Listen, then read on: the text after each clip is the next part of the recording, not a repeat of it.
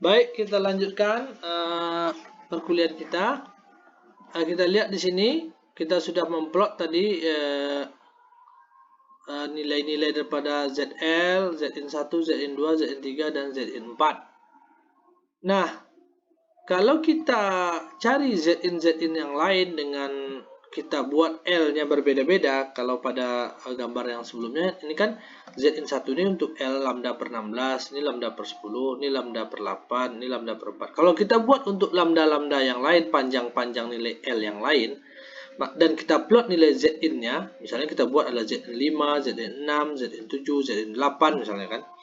Maka kalau kita plot nilai Zin itu dengan di mana nilai-nilai Zin itu berbeda nilai L-nya, maka kita akan mendapatkan titik-titik nanti di sekitar sini, di sini, di sini, di sini, itu di sini. Dan apabila kita hubungkan titik-titik itu, nanti dia akan membentuk sebuah lingkaran. Kalau kita ambil titik pusatnya di titik 1 ini, kemudian kita titik-titik ini kita hubungkan, maka dia akan membentuk sebuah lingkaran, di mana lingkaran ini memiliki titik pusat di tengah-tengah, di titik 1 di Smith chart itu. Nah, itu dia. Sehingga atau misalnya titik-titik ini kalau kita ambil jangka, kaki jangka yang runcing untuk meletakkan jarumnya itu di sini. Kemudian yang kaki jangka yang memiliki pensilnya ditaruh di sini dan kita putar dia. Nah, maka kita akan membentuk sebuah lingkaran nanti, di mana lingkaran itu akan melewati seluruh titik-titik ini gitu. Nah, artinya apa? Artinya nilai ZL, kemudian Z1, Zin1, Zin2, Zin3, Zin4, di mana Zin1 itu adalah lambda per berapa tadi itu? Zin1 itu lambda per 16, artinya dari ZL ini kita bergerak ke sini lambda per 16. Kemudian Zin2 itu bergerak lambda per kalau Zin2 bergerak lambda per 10, Zin3 bergerak lambda per 8, Zin4 bergerak lambda per 4 gitu ya. Sehingga ini kita lihat ketika Zin1 bergerak lambda per 16, maka dia sama dengan gerakan searah jarum jam di dalam lingkaran ini, searah jarum jam ke sini. Nah, kemudian kita perjauh dia lambda per 10, bergeser ke sini. Lambda per berapa lagi tadi? Zn3 lambda per 8, dia semakin menjauh ke sini. Kemudian Zn4-nya lambda per 4 sampai kita ke sini gitu. Sehingga gerakan dari titik ZL, kita cari Zin-nya di lambda per 4, itu adalah gerakan memutar di lingkaran yang sudah kita gambarkan tadi, misalnya itu sejauh setengah lingkaran gitu. Dimana Zin itu sendiri adalah pergerakan, Zin4 itu pergerakan sejauh lambda per 4 dari titik sini ZL ke sininya lambda per 4. Nah, gerakan Zin dari lambda per 4 itu sama dengan gerakan memutar dari titik ZL ini sejauh setengah lingkaran. Ya, Z4 di sini kan, dari ZL-nya di sini bergerak setengah lingkaran gitu. Jadi persamaan impedansi input yang rumit tadi, yaitu ini, impedansi input yang rumit itu bisa kita terjemahkan menjadi pergerakan memutar sederhana di Smith chart gitu. Karenanya kita dapat menentukan impedansi dari beban dengan cara memindahkannya secara memutar di sepanjang Smith chart. Jadi kita bisa mengetahui berapakah nilai impedansi input di titik sini misalnya, di titik sini misalnya, titik sini, di titik sini, di sepanjang saluran transmisi ini berapa nilai impedansi inputnya.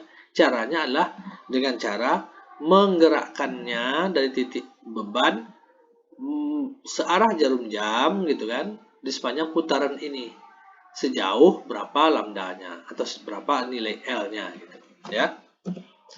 Nah, misalnya sebagai contoh,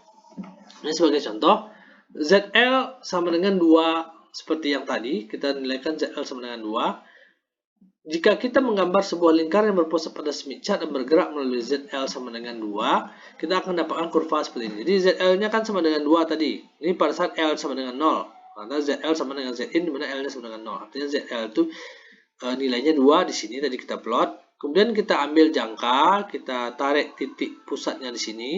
Kemudian kita pensilnya di sini, kemudian kita putar dia membentuk suatu lingkaran. Nah, inilah disebut dengan lingkaran VSWR konstan namanya. Lingkaran ini kita gambarkan sendiri ya, bukan ada di Smith chart, tapi ini kita gambarkan sendiri pakai jangka berdasarkan dari titik sini ya.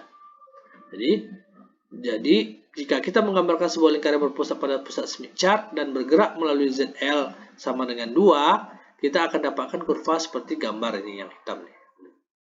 Sejumlah titik-titik plot pada lingkaran, jika kita bergerak lambda per 8 ya, kalau kita bergerak lambda per 8, kita akan dapat sama dengan kita bergerak seperempat lingkaran nih. Ini lambda per 8.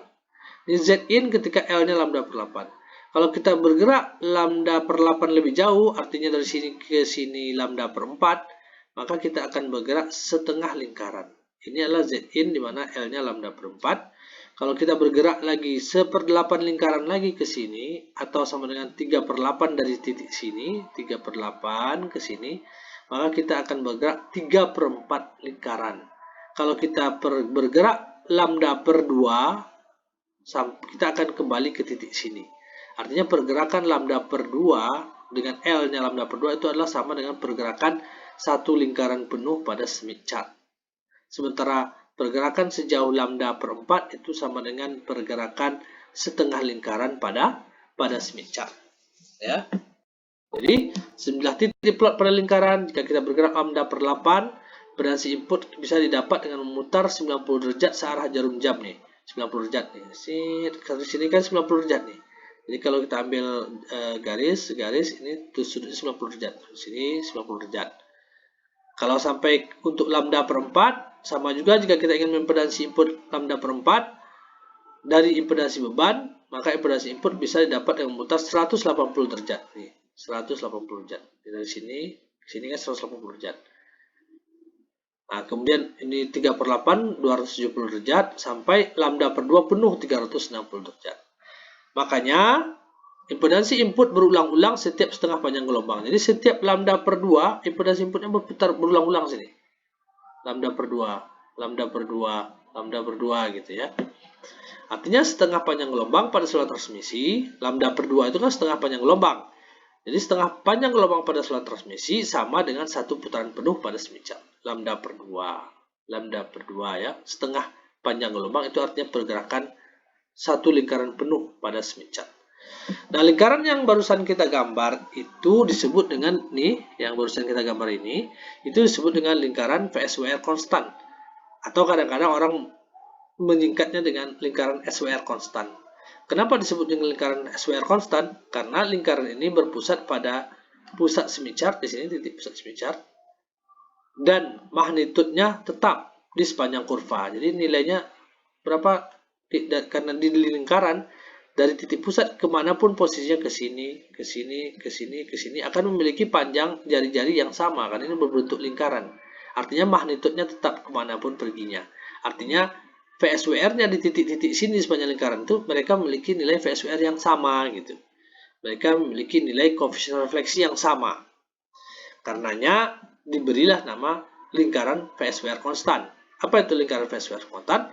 Lingkaran di mana titik-titik di setiap posisi ini memiliki nilai VSWR yang tetap, yang sama gitu. Nah, itu dia. Contohnya lagi, misalnya kita ingin mau mencari, ini contoh penerapannya, kita mau mencari nilai impedansi input Z1 sama dengan 0,1.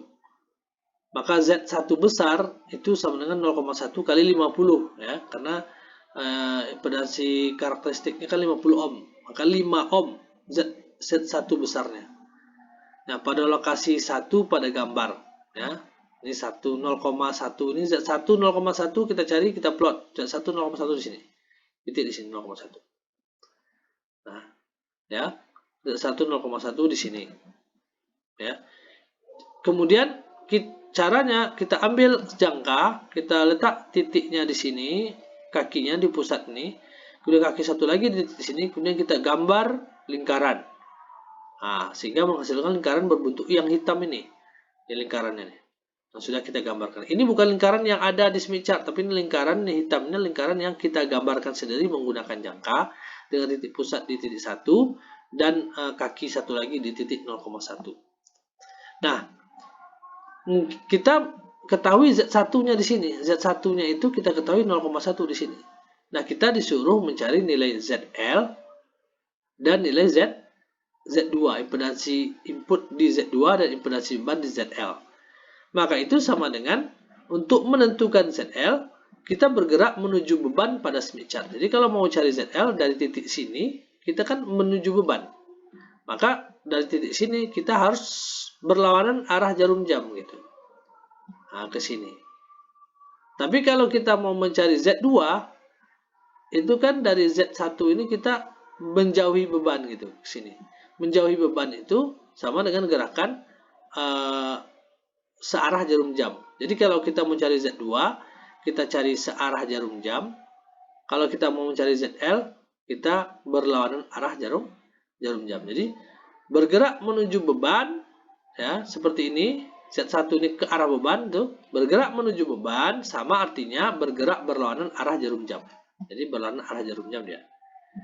Bergerak menuju generator atau menjauhi beban, bergerak ke sana ya, ke sana menjauhi beban atau menuju generator. Generator kan sebelah kiri, menuju generator. Itu sama artinya bergerak searah jarum jam di Smith chart. Jadi sama dengan bergerak searah jarum jam ini di Smith chart.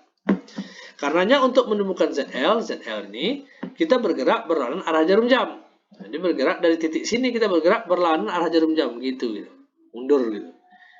Nah, berlawanan arah jarum jam, perhatikan bahwa L1 itu sama dengan 5/8 lambda. Lihat nih. L1 ini 5/8 lambda. Artinya dari titik Z1 yang di sini kita bergerak sejauh 5/8 lambda berlawanan arah jarum jam gitu. Jadi ingat kembali bahwa tapi kita ingat, apakah kita perlu bergerak 5/8 lambda? Boleh juga, tapi kita tahu bahwa 5/8 lambda ini lebih dari setengah lambda. Kita ketahui pergerakan setengah lambda itu adalah pergerakan satu lingkaran penuh, ya kan? Maka kita bisa mencarinya. Karena itu sama dengan 5/8 lambda kita kurang dengan setengah lambda dulu. Jadi 5 lambda per 8 dikurang lambda per 2, hasilnya lambda per 8. Sehingga kita bergerak lambda per 8 berlawanan arah jarum jam. Ya. Dari 0.01 dulu lambda per 8 berlawanan arah jarum jam. Ya. Dan kita nanti akan mendapatkan titiknya itu ya di sini nanti nilainya. Jadi kita bergerak lambda per 8 dapat titik sini.